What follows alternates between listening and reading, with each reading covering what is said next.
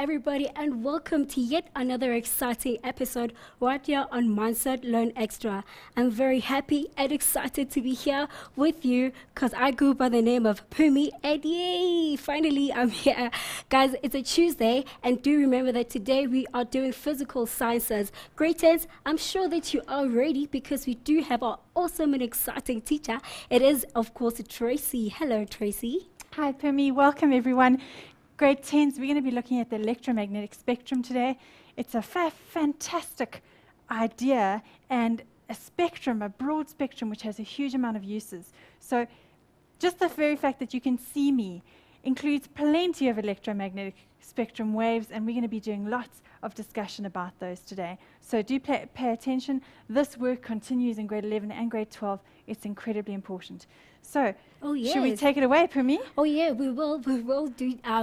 Guys, please do remember that if you have questions about the topic today, please post on our Facebook page. It is www.facebook.com/learnextra, or post on Twitter @learnextra. Guys, do remember that if you are sitting at home and you're thinking, I am the future leader, I've got the potential to do whatever it is through education, please don't be shy to actually like us on Facebook. And of course, we have a link there where you can actually link and enter the competition. It is the Future Stars competition. Please do join us until the end of the show. Grade 10s, it is Mindset Learn Extra. Tracy, take it away. Thanks so much, Pumi. Grade 10s, as we said, electromagnetic spectrum. Let's get straight into it. So, what are we going to do in this lesson? Well, in this lesson, we're going to define the electromagnetic spectrum, and it's probably something new that you haven't come across. So it's a new definition. We're going to talk quite a bit about it. And then we're going to solve some questions and equations. Specifically, you know, in science, we always have got calculations and things to solve, so do pay attention. Specifically, we're solving for frequency and wavelength using the wave equation. Now, the wave equation is something that is incredibly important. We have spoken about it in the last few weeks when we discussed transverse pulses and waves. We've spoken about it when we did longitudinal waves as well. So it'll be a recap for you, the wave equation. Let's just write it down right now as we discuss it. We've had V is equal to frequency multiplied by lambda, the wavelength. And then what we're going to do, once we've got the wave equation down, we're going to discuss the spectrum of electromagnetic waves as well as their properties, and consider the particle nature of light. And the particle nature of light is something quite new as well. We've spoken about light as being a wave and now as a particle. So that's going to be new as well. Let's get straight into it. So we said we're going to define the electromagnetic spectrum. The most common example of the electromagnetic radiation is visible light. But there is a whole range of radiation that is far beyond what we can see. And I've just got a bit of a picture here to help highlight to you what we're talking about when we speak about this electromagnetic spectrum. It is a whole range of radiation, and all we can see with our eyes is this small visible part of the spectrum. So the whole range is all around us, but it's outside what our eyes can actually detect. As we go and have a look down here, I'm going to just slide this down. What makes up the spectrum? Well, radio waves, microwaves, infrared radiation, and infrared is something that is glowing hot, would give out infrared radiation. Visible light, ultraviolet light, or UV light, you might have come across before. X-ray. X-rays, if you have a broken bone, you could maybe go and get X-ray, and then gamma rays. And all of that is part of this continuous broad spectrum of radiation. So, why is it called the electromagnetic radiation? Why is it called electromagnetic? And often you might see in textbooks they shorten it to just say EM radiation. Why? Well, because it is made up of different components. There is an electric and magnetic fields. making up the radiation, and those interacting, changing electric and magnetic fields, is what propagates this EM wave. Okay? So it's electromagnetic, the link between electricity and magnetism. The properties, well, it's a very broad spectrum. As we have discussed just above here, ranging all the way from radio waves, microwave, infrared, visible light, ultraviolet, X-rays, gamma rays, this whole long spectrum making up infrared radiation. So remember that it's a very broad spectrum. And I wouldn't even say that's a property, because actually it's what it is. It's not just a property, it's what this whole spectrum is. But make sure that you identify all the way through. One of the specific properties is that these EM waves all travel at a constant speed. And I want to highlight this to you. It is a value that you're going to need to know. 300 million meters in every second. So it's going exceptionally quickly. 300 million meters in every second, because notice 300 and then 6 noughts, so 300 million meters per second. We very often are going to identify that just as the 3 times 10 to the 8 meters per second. Now go back to your scientific notation, just check if your decimal point is there, counting 1, 2, 3, 4, 5, 6, 7, 8 jumps. And so 3 times 10 to the power of 8 meters per second. That's the speed that all this radiation travels at in a vacuum. The next point, no medium is required for EM radiation to be propagated. Well, what does that mean? It's saying that it doesn't need any coils or any particles or anything in a substance, any substance, to pass on the energy in this radiation, in this form of radiation. So these waves don't need anything to act as a medium, to act as a substance through which they'll pass. This electromagnetic radiation can pass through space, i.e. outer space. How does the light otherwise get from the sun to the earth? There's nothing there. Okay? And astronauts have found that there's nothing there. Okay? But back in the day, scientists would debate about this all the time, saying there must be something out there. Well, actually, now we know that there's not. But it's important to note that this property of EM radiation means that no medium is required. It doesn't need a substance to pass through. And then the wave nature. Well, EM radiation has the properties of waves. So we need to think about the properties of waves that we've talked through. We've spoken that EM waves, waves in general, undergo interference and constructive interference, destructive interference. What was constructive interference? If we can just go through that, it would be great. Well, constructive interference, remember we did this when we looked at transverse pulses and transverse waves. And if I have 2 little waves going across here, that's going to be a little pulse, and the next little pulse coming, and they are both in the positive y direction. What's going to happen when they meet, when they intersect? Well, surely, if they are constructively interfering, they're going to make one big wave, one big pulse at that point. That would be constructive interference.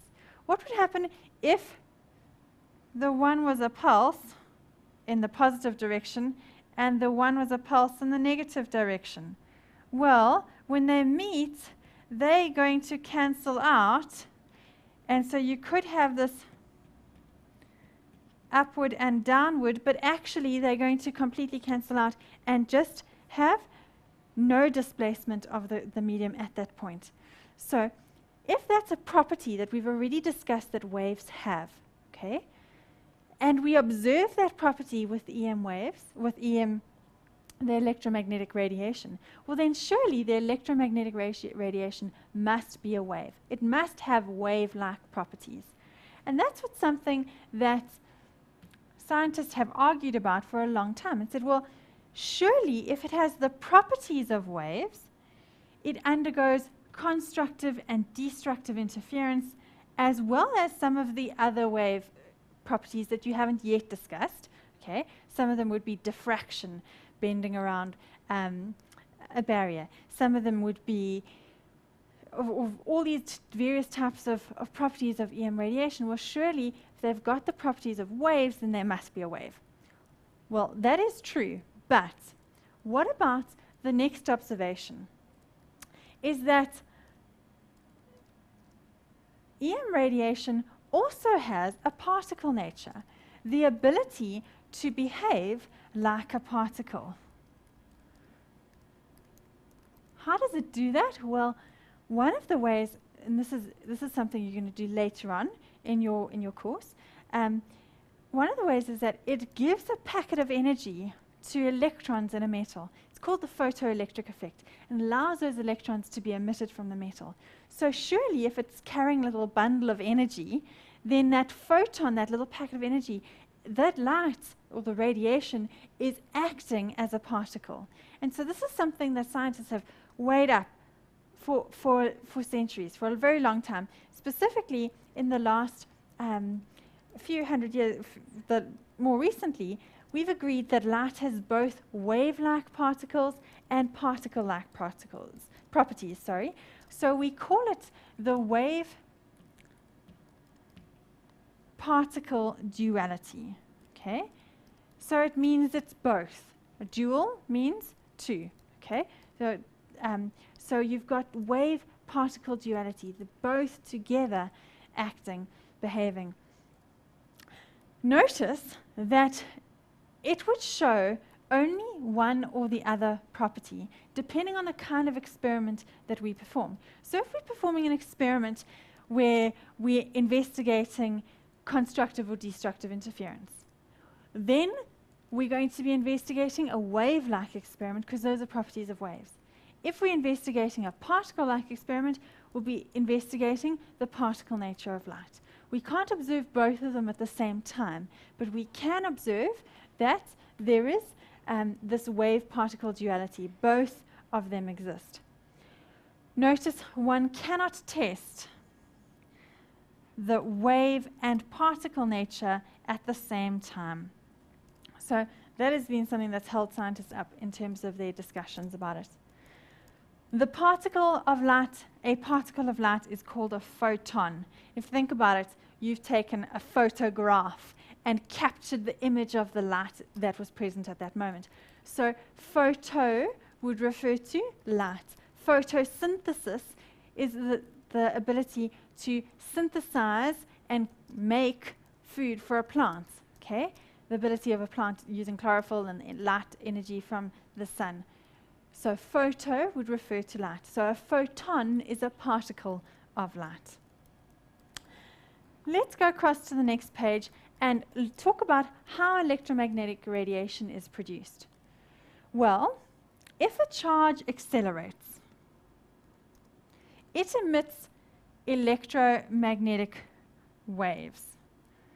A changing electric field generates a magnetic field, and a changing magnetic field generates an electric field. That might sound a little bit like Greek to you. I'm hoping it doesn't. But if you've got a charged particle, okay, let's call it a little positively charged particle. It's going to have an electric field around it. Oh, let's just undo that one.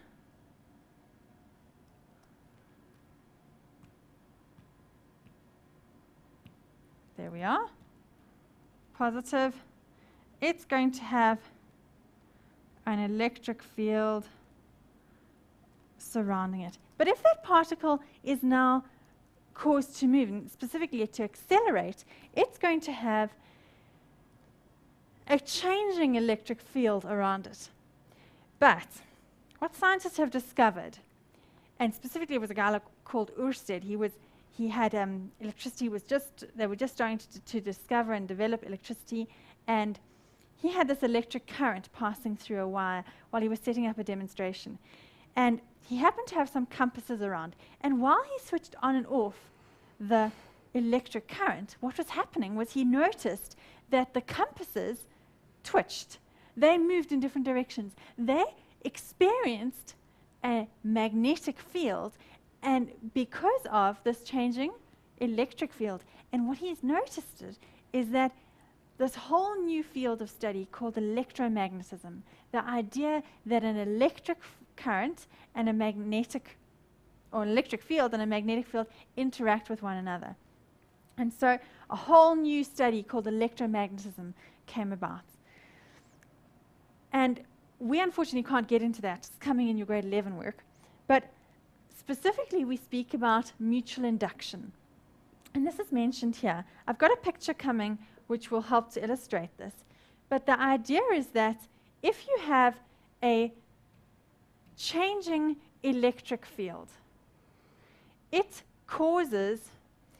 generates, let's just take this line away, it generates a magnetic field. And the magnetic field is caused to change. So the changing magnetic field causes or generates an electric field. And so it's this constant mutual interaction with one another.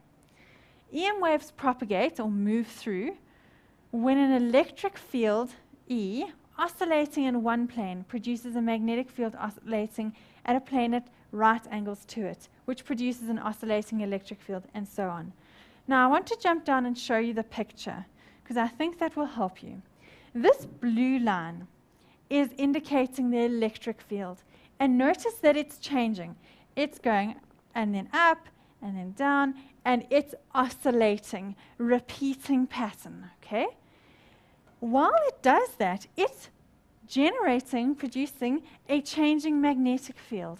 And so this is the dotted line, the magnetic field that you've got there. And so what we're going to have is a changing electric field oscillating in one plane produces a magnetic field oscillating in a plane at right angles, that is at 90 degrees to it, which produces an oscillating electric field, and so on. The propagation can be described as that key word there, mutual induction. You're going to study it significantly next year. The changing electric field is then responsible for inducing the next one. Now, what we're going to do is we're going to stop there, and in the next section, I'm going to show you, well, now that we've talked through a bunch of the theory, I'm going to go through a question with you that's going to help you to draw these concepts together.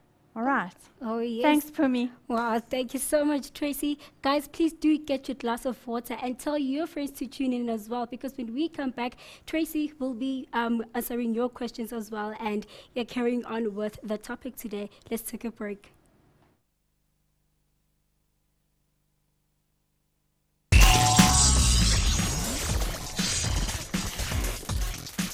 Welcome back, Mindsetters, from an ad break. If you just joined us, you are still watching Mindset Learn Extra. We are doing physical sciences because it is a Tuesday, and yes, we are with Tracy, and the topic for today is electromagnetic separation. If you have questions, please post them on our Facebook page. It is www.facebook.com/learnextra, or better yet, follow us on Twitter at learnextra, and then we can all interact. Remember, guys, if you believe that you are a future star, all what you have to do is just to follow our link on our Facebook page so that you can enter the competition, because there are really great prizes for you to win in store. Right now, though, let's get back to Tracy. Get a glass of water.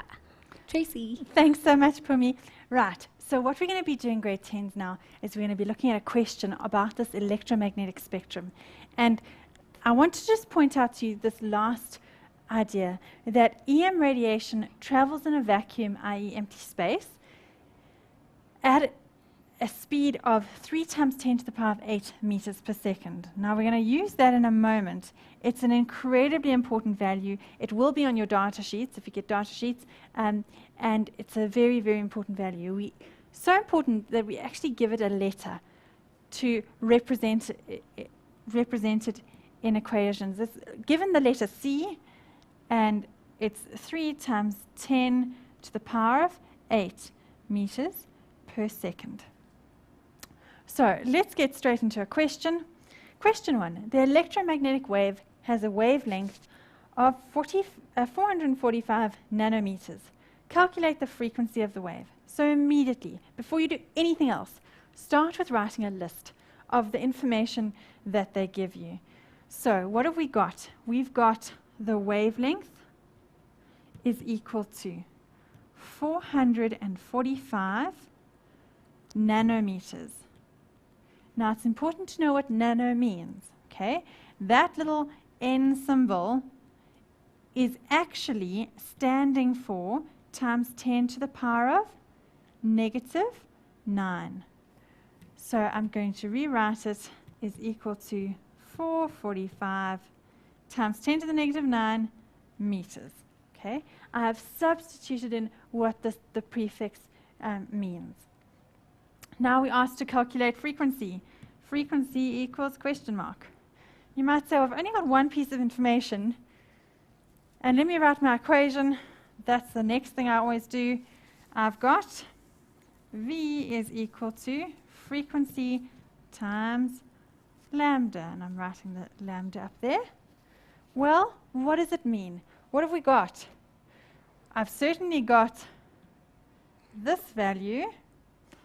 I'm asked to find that value, but what about the V? Well, as you have a look there, we get told that it is an electromagnetic wave. And what did we just have in the previous page? Electromagnetic waves all travel at a specific speed. So actually, going back down here, we do have that because we know that that is equal to c, okay, the speed of light or the speed of electromagnetic radiation. So we've got two values here. And I'm going to rewrite this equation as now c is equal to frequency multiplied by lambda. Let's now solve for the frequency. So I'm leaving the frequency there, is equal to c divided by, because it was multiplying on the right-hand side, when I bring it across, it's going to be dividing. And now I can start to plug in my values. Now I like to work on the right-hand side because just in case I need some more space.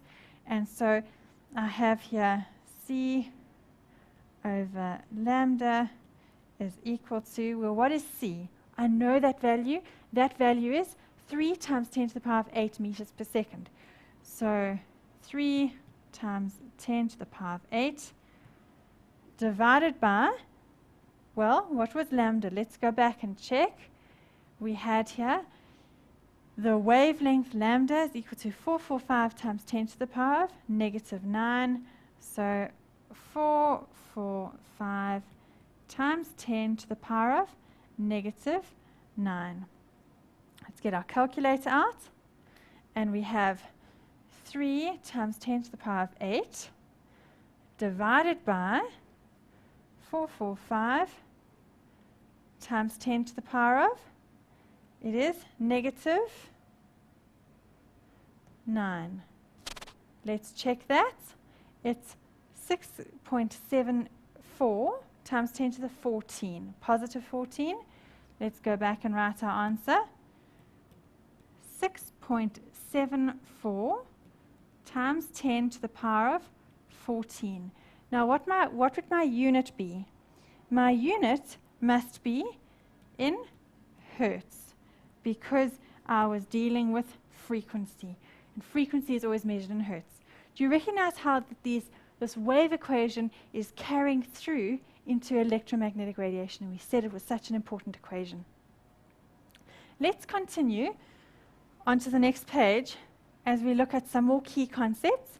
And specifically, we're going to look at the different types of electromagnetic radiation.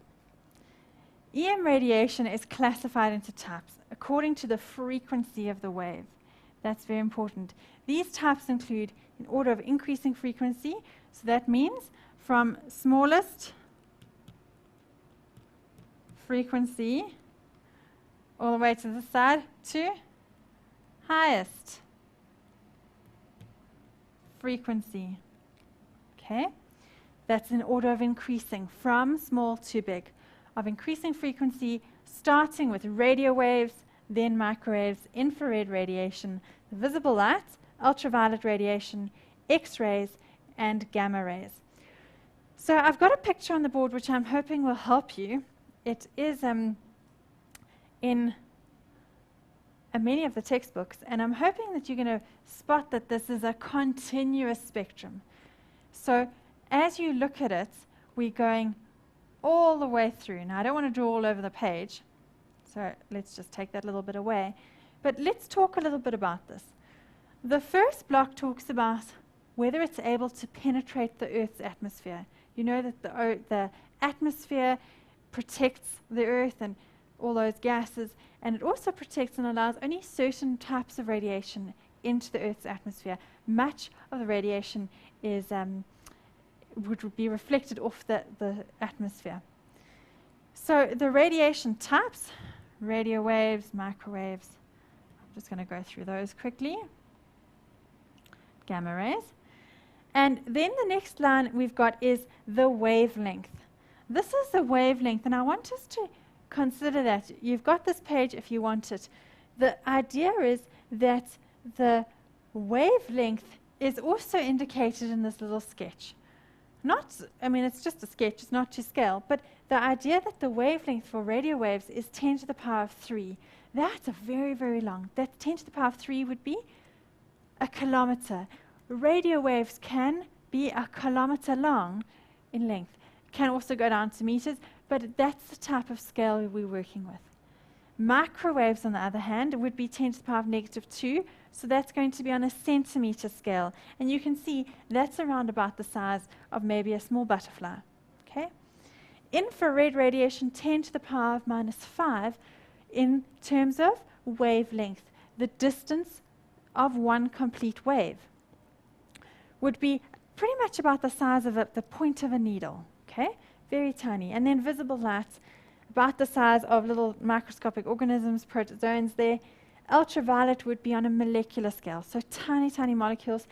Ultraviolet light has a wavelength, the distance for one complete wave, of 10 to the power of -8, while X-rays have, on an atomic scale, 10 to the power of -10 for their wavelength, and gamma rays 10 to the power of -12. The idea behind this is to recognize that it's a continuous spectrum, but we almost like dividing it up so that we can talk about the properties and the uses for these different types of radiation. But actually, these different types, if you like, are all part of one continuous spectrum.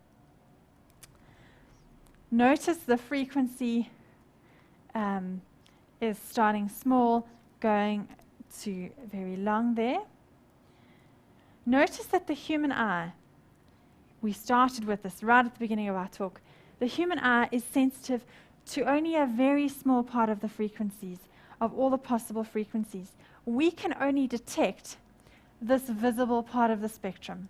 Okay? That's because how our eyes are designed. We can only detect that part. But actually, the rest of this EM spectrum is significant.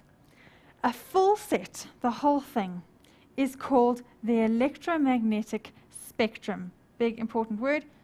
To simplify things in the EM spectrum, the EM spectrum is divided into sections such as radio waves, microwaves, infrared, visible, ultraviolet, X-rays, and gamma rays.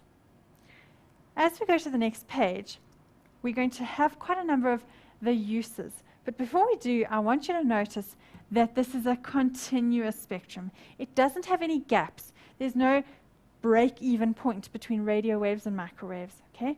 The idea is that it's a whole continuous spectrum, but we are categorizing these according to their frequencies so we can talk about their uses. It's also infinite, and with our technological limitations, we specifically use the radiation within those wavelengths we've discussed. So how do we use these different parts of the electromagnetic spectrum?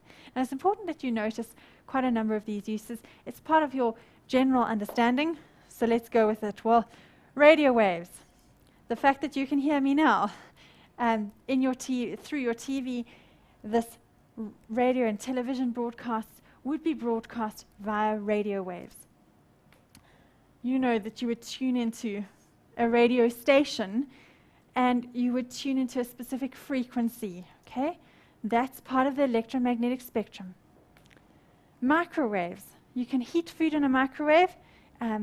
it causes the water particles in that food to significantly heat up. The infrared radiation would be used through night vision goggles, maybe heat sensors. If you've seen one of those cameras that takes a picture and you can see the person's body and where their body heat is, and the extremities, their hands and their feet are much colder than their core body temperature.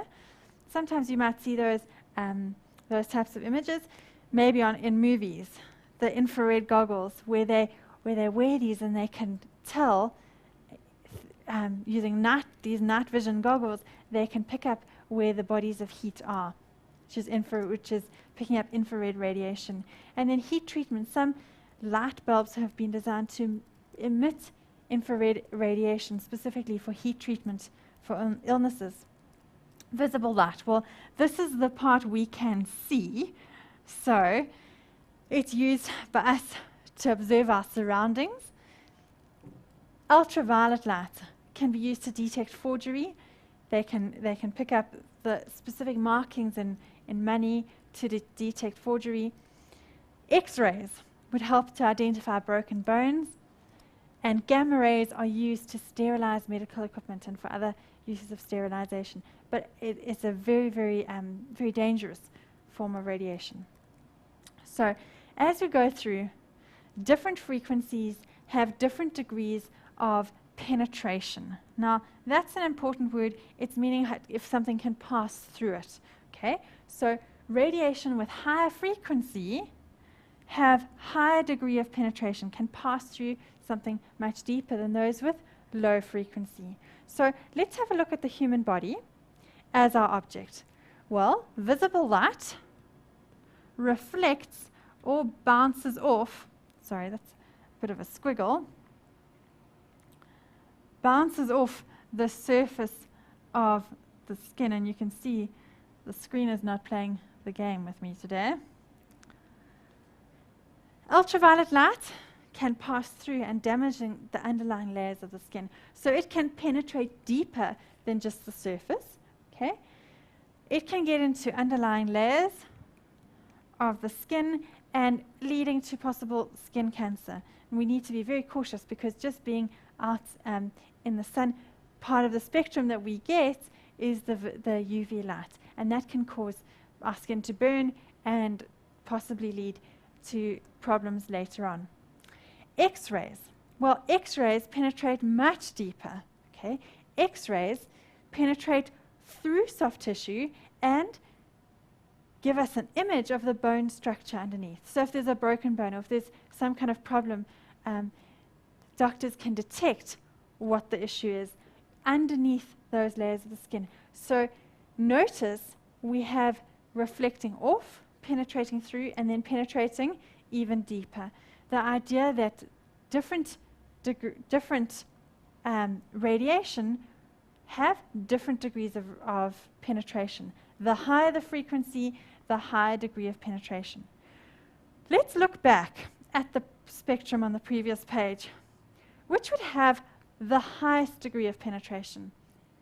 Well, we said the higher the frequency, the higher degree of penetration. So gamma rays will be able to penetrate significantly deeper and can be the most dangerous.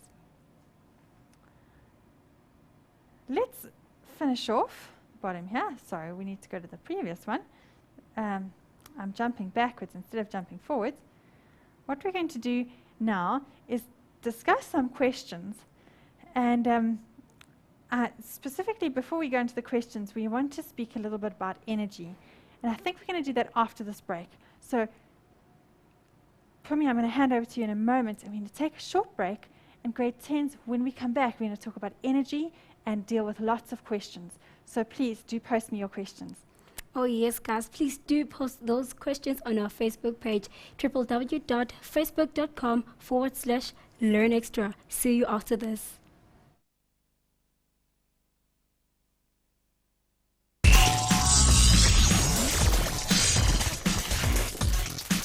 Welcome back, guys, from a short ad break. Yes, we are still talking about Electromagnetic Separation with Tracy, and this is actually the last segment. If you just joined us, do not worry, because Tracy will be touching a little bit on what she did earlier on, and of course continue, or rather close, on the topic for today. Tracy, are you ready to take it away?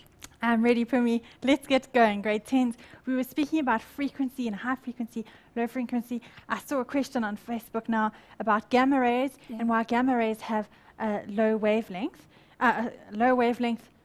Well, it's because they have high frequency. If I have a quick squiz, and I'm going to slide down to the bottom of the page and we'll just scribble a little bit. The idea is that they all have the same speed. Okay, so they're all traveling with what we know 3 times 10 to the power of 8. And so if something has, and I'm going to write all over this equation, if something has a high frequency, what wavelength is it going to have? To make sure that we're keeping this number constant, well, as the frequency increases, the wavelength is going to have to decrease. And that is why gamma rays have the lowest wavelength, because they have the highest frequency, or vice versa. I hope that answers your question, and we'll get back to energy. We were speaking about the penetrating ability. Let's take this further in our discussion with energy. So the frequency of the radiation is proportional to the energy of the radiation, or vice versa. The energy that the radiation has is proportional to the frequency. So if you've got high frequency, what's the energy going to be? Also high. Okay? Now that's very important. What has the highest frequency? It would be gamma rays, and that is why they are so dangerous, because they have a very high ionizing ability. They're carrying high amounts of energy. So we have here the higher the frequency, the higher the amount of energy. High energy radiation, such as ultraviolet, X-rays, and gamma rays, that whole part of the spectrum, are very dangerous, as they cause what we call ionization. Okay? Ionizing radiation transfers that energy, gives over that energy as it passes through matter. It causes molecular bonds to break and results in ions. That's why it's called ionizing energy, because what the result is, it's given its energy away, the result is it forms ions, and ions are charged particles, so it can be very dangerous. Excessive exposure to radiation, including sunlight, X-rays, and all nuclear radiation, that would be the gamma, can cause destruction of biological tissue. And so the reason is it's because those particles, those bonds and molecules are breaking, can actually cause damage to DNA, right, which is the structure inside our bodies, coding for how our bodies will work. Okay, so it's incredibly destructive, and so to be avoided at all costs. Energy. The energy that the electromagnetic radiation can be calculated. So we've got another equation to work with here. When we talk of electromagnetic radiation as a particle, remember we spoke about this earlier, we spoke about a packet of energy, a photon, which are packets of energy. The energy of the photon is related to the frequency, and because frequency and wavelength are related, then it's related to the wavelength as well, according to the following equations. Now I'm going to start with the first one, and then we're going to talk through a little bit as well. So let me clear this. And we have the understanding that the energy of a photon is equal to a number h multiplied by the frequency. Okay? That frequency, we said the energy of the particle is related to the frequency of the substance. What is this number h? Well, it's a number that's given. It's called Planck's constant, and we have it as a constant value. And so you just need to go and look it on your data sheet and plug it in when you're working with problems. That is named after Max Planck, very important physicist in the past. So now we have to look at the next equation. Well, before we get to it, I want us to talk a little bit about frequency. What equations do we have linking frequency and the wavelength? We had C is equal to frequency times lambda. Notice I've substituted C, the speed of this radiation, instead of the V for velocity. Okay? I want to solve for frequency, so I'm going to try and get the frequency by itself. Well, frequency is going to be C divided by the wavelength. And so what we're going to do is come and plug that in to this equation. Okay?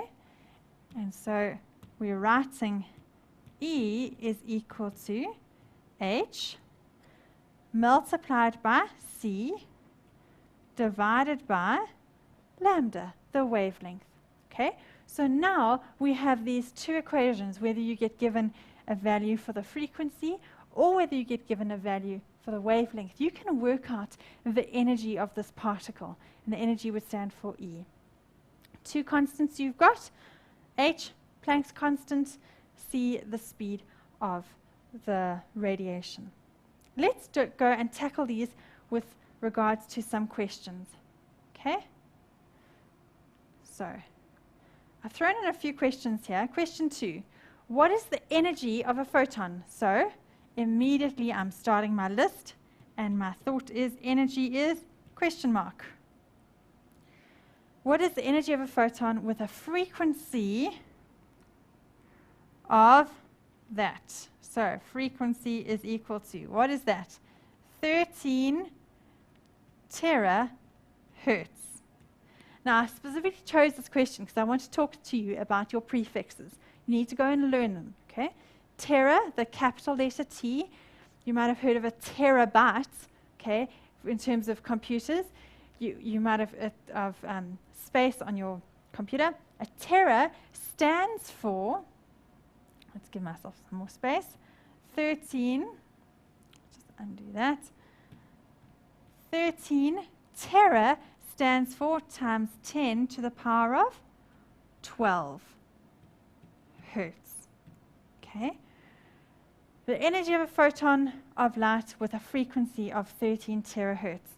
So I can now come across and write up my equation. You will get a mark for your equation. Do not leave your equation out. Okay? We are working through step by step. All these problems, you have to write an equation. So we've got our values. H is 6.63 times 10 to the power of negative 34. Okay, that was from our previous page, scanning all the way down to it. Remember, we have that value 3.63 times 10 to the negative 34. So I have that number. Let's just give ourselves some more space. And the frequency of, well, what was my frequency? I think it was 13 times 10 to the 12. 13 times 10 to the power of 12. Let's get our calculator and go and find it. So we can clear all this. It would be 6.63 times 10 to the power of negative 34 multiplied by 13 times 10 to the power of 12 equals, and we have our answer 8.6. Well, let's round it off to 2 decimal places. So 8.6, I think it was 8.62. Check it, 8.62 times 10 to the negative 21. So times 10 to the negative 21. What is the unit going to be here? Well, go back. It's an energy value, and energy is measured in joules.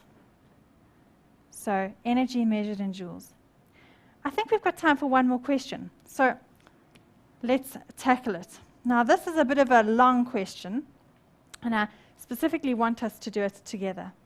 So what is the energy of a photon of light? So again, energy is my question mark.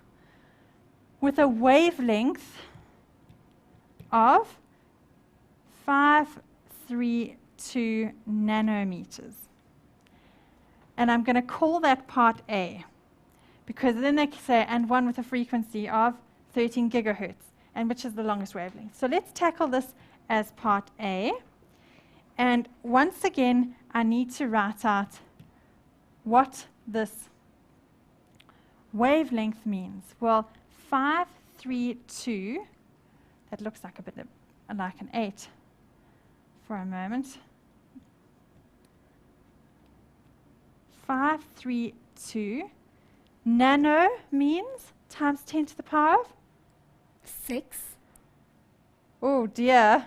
Is it? Times 10 to the power of negative Oh, 9. Negative 9.